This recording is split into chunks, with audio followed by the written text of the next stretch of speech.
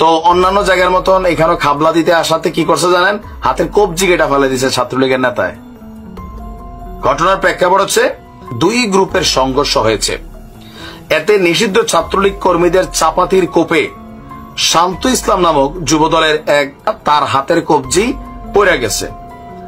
আর ঘটনার প্রেক্ষাপট হচ্ছে গতকাল রাত পর্যন্ত, বিকেল থেকে রাত পর্যন্ত টঙ্গী ২৭ এলাকায় এই ঘটনা ঘটেছে। আহত শান্ত স্থানীয় ৫০ নম্বর ওয়ার্ড যুবদলের সভাপতি প্রার্থী।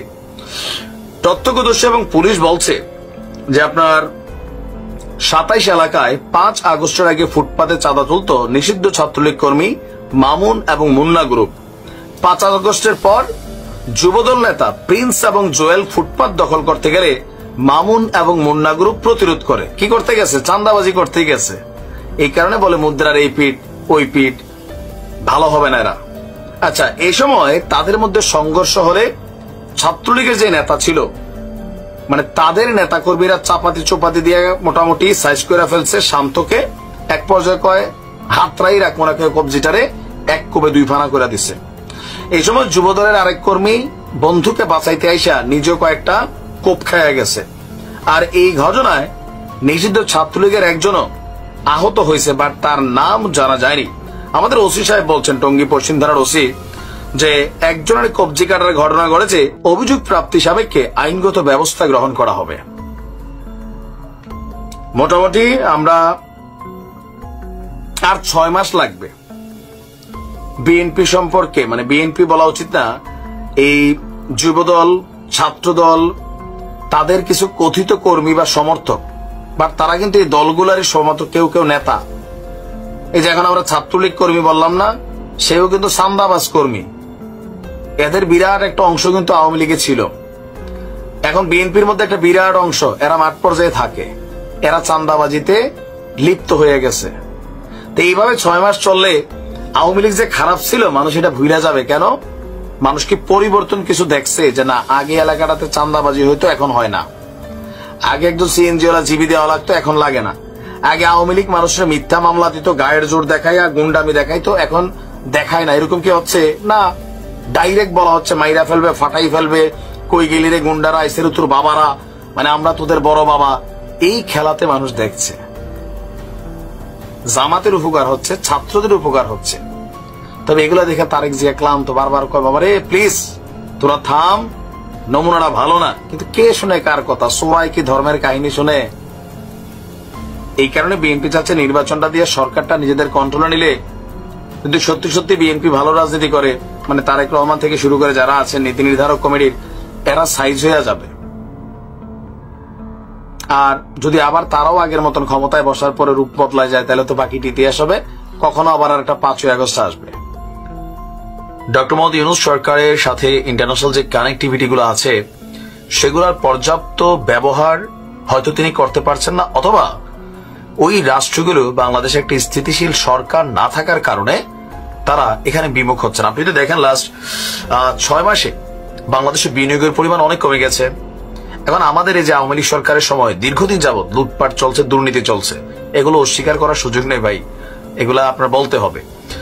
তো অর্থনীতি তলানিতে আছে, ওয়ান কাইন্ড অফ রিজার্ভ খুব বেশি ভালো ব্যালেন্সে নাই। প্রবাসীরা মাঝখান দিয়ে সরকার আসার পরে দেদারসে টাকা টোকা পাঠাচ্ছে, কিন্তু প্রবাসীদের জন্য এই সরকার আসলে ওই রকম কোন ভূমিকা রাখে নাই। বিমানের দামটাও বেড়ে গেছে টিকেটের, সো পোলাপাইন এখন টাকাও পাঠায় না, বৈদেশিক যে মুদ্রা যাওয়া এটা কমে গেছে। আর বর্তমানে বাংলাদেশের পরিস্থিতির কারণে ব্যবসা বাণিজ্যে একটা ধাক্কা আছে। এই সকল কিছুর মধ্যে সরকারের যে মূল মেরুদণ্ড বৈদেশিক সাহায্য বা ঋণ, তো এই দুইটা জায়গায় ডক্টর মোহাম্মদ ইউনূস সরকার ক্ষমতায় আসার পর একটা ক্লিয়ারেন্স পাইছিলেন, কিন্তু এখন আটকে যাচ্ছেন। একদিকে আমেরিকার যে পরিবর্তিত বিশ্বনীতি, পররাষ্ট্রনীতি, এটার সাথে ইউরোপের একটা দ্বন্দ্ব। ইউরোপও আস্তে আস্তে, যেমন বাংলাদেশে অনেক, সুইজারল্যান্ড থেকে শুরু করে কয়েকটা রাষ্ট্র অনেক দান অনুদান, এগুলা শত শত কোটি ডলার, কিন্তু কম নাই টাকাগুলা, বিভিন্ন সেক্টরে সরকারের জন্য আসতো, বিভিন্ন প্রোগ্রামে কাজে লাগতো, বাট এগুলো সব বন্ধ হয়ে যাচ্ছে। এখন এই মুহূর্তে আইসা এই সরকার ক্ষমতায় আসার পর দ্বিতীয়বারের মতন পিছিয়ে গেছে আন্তর্জাতিক মুদ্রা তহবিল, মানে IMF, বিশ্ব মোড়লদের এই সংগঠন চলমান 470 কোটি মার্কিন ডলারের ঋণ কর্মসূচির চতুর্থ কিস্তি ছাড়ের প্রস্তাবটা পিছিয়ে গেছে। 3টা কিস্তি সম্ভবত আওয়ামী লীগ সরকার থাকতে পাইছিল, অথবা ইউনূস সরকার আসার পর একটা পাইছিলেন। আর এখন যেটা চতুর্থ ধাপ, যেটা এটা কিন্তু এখন ক্লিয়ার হচ্ছে না। শীঘ্রই আর এই অর্থ সহায়তা পাবে না বাংলাদেশ সরকার। অপেক্ষা করতে হবে আরো অন্তত 3 মাস, অর্থাৎ আগামী জুনে আমরা যে পঞ্চম কিস্তি পাওয়ার কথা ছিল, 3 মাস পর পর সম্ভবত একটা কিস্তি দেয়, তখন একসাথে চতুর্থ এবং পঞ্চম 2টা কিস্তি যেন একসাথে ছাড় দেয়, এই বিষয়ে আলোচনা হবে IMF এর নির্বাহী পরিষদের বৈঠকে। গতকালকে আমাদের জেলা প্রশাসক সম্মেলনের 2য় দিনে অর্থ মন্ত্রণালয় সংক্রান্ত অধিবেশনে আমাদের যিনি অর্থ উপদেষ্টা আছেন সালাউদ্দিন আহমেদ, তিনি একথা বলছেন যে 5ই ফেব্রুয়ারি IMF এর নির্বাহী পরিষদের বৈঠকে বাংলাদেশের জন্য ঋণের চতুর্থ কিস্তি হিসাবে 64 কোটি 50 লাখ ডলার সহায়তার প্রস্তাব ওঠার কথা থাকলেও তা পিছিয়ে গেছে আগামী 12 মার্চ। এখন জানা গেল এই তারিখেও সেই প্রস্তাব উঠছে না। তিনি বলছেন যে জুনে 2 কিস্তি অর্থ ছাড়ের প্রস্তাব একসঙ্গে উঠবে। 4 নাম্বার দিছে না, 5 নাম্বার 2টা একসাথে দিবে মনে হচ্ছে, জীবনেও দিবে না। তো তিনি বলছেন আপনারা ভাবছেন যে ভিক্ষা করে টাকা পয়সা নিয়ে আসি, আসলে অনেক শর্ত মেনে এবং আমাদের নিজস্ব তাগিদে অর্থ আনতে হয়। আর এখন আমাদের সামষ্টিক অর্থনীতি ভালো চলতে হিসাবে আর্থিক প্রবাসী ইতিবাচক। আর সরকার মনে করছে যে এই বৈদেশিক সাহায্যটা ওইভাবে না আসলেও চলবে, মানে মোটামুটি দেশের ইন্টারনাল যে ইনকাম সোর্স, রাজস্ব, এগুলা থেকে সম্ভবত কিছুটা পজিটিভ সামনের দিকে নিবে। তো তিনি বলছেন আমরা আশাবাদী যে আগামী জুন মাসে 2টা একসাথে কি বলা যায় মানে ছাড়ের বিষয় আছে। আমরা যদি দেখি সর্বশেষ আপনার আমরা IMF থেকে যে টাকাটা পাইছি, এটা হচ্ছে গত 2023-2024 সম্ভবত আমরা কোনো টাকা পাই নাই। গত জুনে আসছিল 3য় কিস্তির 115 কোটি ডলার আওয়ামী লীগ সরকারের আমলে। আর এই জুনের পরে কিস্তিগুলা এখন আপাতত বন্ধ আছে। তো এটা সামষ্টিক অর্থনীতিকে একটা ধাক্কা দিচ্ছে, বিশেষ করে বৈদেশিক বিনিয়োগ অনেক কমে যাচ্ছে। ইলন মাস্ক তিনি স্টারলিংক আনবেন বা আরো বৈদেশিক কোম্পানিগুলোকে, ডক্টর ইউনূসও বিশ্ব যে প্রোগ্রামগুলো আছে আপনি দেখবেন ইউনূস সরকার যেগুলো ইন্টারন্যাশনাল প্রোগ্রাম আছে সবগুলোতে তিনি যান, তিনি সেখানে আলোচনা করেন, তাদেরকে আশ্বস্ত করার চেষ্টা করেন। বাট বাংলাদেশের ইন্টারনাল যে পরিস্থিতিটা, এখানে মানুষ বিনিয়োগ করতে ভয় পায়।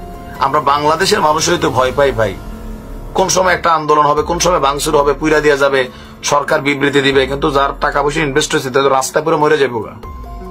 এই পরিস্থিতিটা শান্ত না হলে আপনার এখানে বৈদেশিক বিনিয়োগ আসবে না। আরেকদিকে জামাত মহা বিক্ষোভের ডাক দিচ্ছেন, বা কি বলে যে দেশব্যাপী একটা বিশাল বিক্ষোভ কর্মসূচি তারা আজকে পালন করতে যাচ্ছে। ঘটনা কি, তারা তো ইউনূস সরকারেরই সাপোর্টের একটা সবচেয়ে বড় অংশ বিএনপির তুলনায়। কারণ ইউনূস সরকার যে সংস্কার করতে চাচ্ছেন, জামাত মোটামুটি খোলাখুলি বলে দিচ্ছে নির্বাচনের আগে তারা সংস্কার চায়। প্রয়োজনীয় সংস্কার নির্বাচনমুখী যেগুলো এগুলো করতে হবে, তারপর নির্বাচন। আবার আমরা দেখছি সমন্বয়কদের সাথে তাদের যে মাঝখানে একটু কথাবার্তার বিভিন্ন ইস্যু আসলো, এরপরই আজকে হঠাৎ করে জামাতের যে দেশব্যাপী বিক্ষোভ ডাক দিছে। এখন বিক্ষোভ সমাবেশ না, কি নিয়ে বিক্ষোভ, ইউনূস সরকারের উপর তারা কি নিয়ে বিরক্ত, তারা কি চাচ্ছে, আসুন দেখি মূল ঘটনা কোথায়। বরাবর শান্ত স্বভাবে থাকা জামাত ইসলাম যখন হঠাৎ করে বিক্ষোভের ডাক দিছে, জনমনে প্রশ্ন যে আসলে ঘটনাটা কি। সরকারের প্রধান স্টেক হোল্ডার হিসাবে পেছনে বাহিরে আন্দোলনকে মেটিকুলাসলি যারা ডিজাইন করেছেন, তারা কেন এই সরকারকে এখন বিব্রত করতে চাচ্ছেন। জামাতের বক্তব্য হচ্ছে আপনার বাংলাদেশ জামাত ইসলামের সহকারী সেক্রেটারি জেনারেল ATM আজহারুল ইসলামের মুক্তির দাবিতে অবিলম্বে ওনাকে মুক্তি দিতে হবে, এই দাবিতে সারা দেশব্যাপী আপনার বিক্ষোভের এবং সমাবেশের ডাক দিয়েছে এবং মিছিলের ডাক দিয়েছে জামাত ইসলাম। একজন নেতার মুক্তির জন্য সারা বাংলাদেশে তারা আজকে বিক্ষোভের ডাক দিয়েছে। কারণ তারা হয়তো ভাবতেছে যে ভাই বিএনপির ফাঁসির আসামি বের হয়ে গেল, ছিল না যে আমাদের ব্লুটুথ কাকু, লুৎফুজ্জামান বাবর কাকু অথবা স্পাইক বাবর কাকু, তিনি ফাঁসি থেকে রেহাই পেয়ে বের হয়ে গেলেন, বিএনপির বহুত নেতা বের হয়ে গেল, আমাদের জামাতের এত বড় পদবিতে থাকা একজন নেতা, তার কেন মুক্তি হচ্ছে না, এটা তাদের প্রশ্ন। আর এই বিক্ষোভ সমাবেশ এবং মিছিলকে সফল করতে দলটির পক্ষ থেকে নেতাকর্মী সর্বস্তরের মানুষকে আহ্বান জানিয়েছেন গোলাম মিয়া পরোয়ার, যিনি সেক্রেটারি জেনারেল হিসেবে এই মুহূর্তে দায়িত্ব পালন করছেন। তিনি বলছেন যে আপনার এটিএম আজহারুল ইসলামের মুক্তির দাবিতে ঢাকা মহানগরী সহ দেশের সকল মহানগরী, সকল জেলায় শান্তিপূর্ণ বিক্ষোভ সমাবেশ এবং মিছিল অনুষ্ঠিত হবে। আর আজকে বিকাল 4টায় পল্টন মোড়ে ঢাকা মহানগরী উত্তর এবং দক্ষিণের উদ্যোগে আয়োজিত একটা বিক্ষোভ সমাবেশ এবং মিছিল বের হবে, যেটার নেতৃত্ব দিবেন খোদ আমির ডাক্তার শফিকুর রহমান। তিনি বলছেন যে সহকারী secretary general ATM Azharul Islam 13 বছরেরও বেশি সময় ধরে কারাগারে আটক আছেন। তার মানে আওয়ামী লীগ ক্ষমতায় আসার পরে জামাতকে যখন তারা মেটিকুলাসলি মানে প্যাকেট করতে চাইছে, সম্ভবত প্রথম দিকে তিনি আটক হয়ে গেছেন এবং বলা হচ্ছে যে তাকে বারবার রিমান্ডে নিয়ে শারীরিক এবং মানসিক নির্যাতন করা হয়েছে। এটা চোখ বন্ধ করে আমরা বিশ্বাস করতে পারি, কারণ আওয়ামী লীগ সরকার এগুলা করছে, এটা করতে কোনো ভুল নাই। তো বলছে যে তিনি বেশ কয়েকবার গুরুতর অসুস্থ হয়েছেন, তাকে ন্যূনতম চিকিৎসা সেবা দেওয়া হয়নি তখন। তো জামাত বলছে দেশবাসী আশা করছিল যে স্বৈরাচার মুক্ত বাংলাদেশে তাৎক্ষণিকভাবে এই জামাতের নেতা তিনি মুক্তি লাভ করবেন, কিন্তু ইউনূস সরকার ক্ষমতা গ্রহণের পর 6 মাস 9 দিন চলে গেলেও আজহারুল ইসলামকে মুক্তি দেওয়া হয়নি। আর এখন ফেসিবাদ মুক্ত বাংলাদেশে তাকে এখনো আটক রাখায় জাতি বিস্মিত এবং হতবাক। এমন পরিস্থিতিতে তার মুক্তির দাবিতে সারা বাংলাদেশে জামাতের নেতাকর্মীরা মাঠে নামবেন। জামাতের অনেক সমালোচনার মধ্যে একটা পজিটিভ কি জানেন, আমি কিন্তু জামাতের মোটামুটি ভালো রিসার্চ করি, বা পরিচিত অনেকে আছেন যারা জামাতের রোকন বন্ধু, ইভেন জেলা পর্যায়ে বিভাগীয় পর্যায়েও আছেন, পরিচিত আছেন অনেক মানুষ। একটা পজিটিভ দিক হচ্ছে কি, ধরেন তাদের একটা কর্মীর যদি আপনি হাত দেন বা একটা কর্মী যদি দলের জন্য জেলে যায়, মাইর খায়, যে কোনো সিচুয়েশনে পরে মারা যায়, এই পরিবারটার টোটাল দায়িত্ব জামাত নিজের হাতে তুলে নেয়। তাদের ভরণ পোষণ, পড়াশোনার দায়িত্ব, ইভেন ভবিষ্যতে একটা চাকরির ব্যবস্থা করে দেওয়া। জামাতের মধ্যে আরো মজার জিনিস আছে যেগুলো নিয়ে অনেকে সমালোচনা করে, কিন্তু আমাদের বিএনপি, আওয়ামী লীগ সহ অন্যান্য দলগুলোতে এটা নাই, যে তারা যা ইনকাম করে এটা থেকে একটা নির্দিষ্ট অংশ প্রতি মাসে দলের ফান্ডে দেয়। কেন দেয়?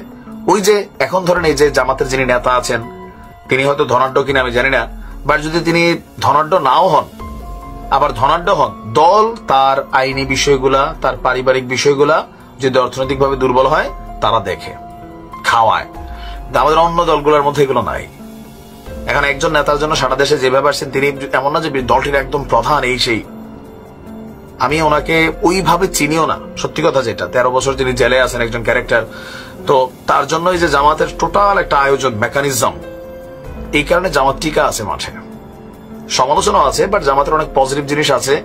দলীয় সাংগঠনিক যে কার্যক্রম, আমি মাঝে মাঝে বলি যে সংগঠন কিভাবে চালাইতে হয়, নেতা কর্মীদের কিভাবে ম্যানেজ করতে হয়, ট্যাকেল করতে হয়, আস্থার জায়গায় তৈরি করতে হয়, মানুষের কাছে নেতা কর্মীদের কিভাবে পজিটিভলি ভাইব করতে হয়, সেইটা জামাত থেকে দেখা শিখানোর বিষয়। হ্যাঁ, যারা মুরব্বীরা আছেন 71 ইস্যু, এগুলোতে তাদের বিতর্কের শেষ নাই। রাজাকার ছিল, এটা সত্য। গালি বলেন আর অ্যাওয়ার্ড বলেন, ওই সময় জামাতের ভূমিকা নিয়ে প্রশ্ন 100% ছিল। বাট এই যে রাইট নাও এত বিতর্কের পরে জামাত মানুষের কাছে একটা সমর্থন পাচ্ছে, পোলাপাইন কানেক্টেড হচ্ছে, শুধুমাত্র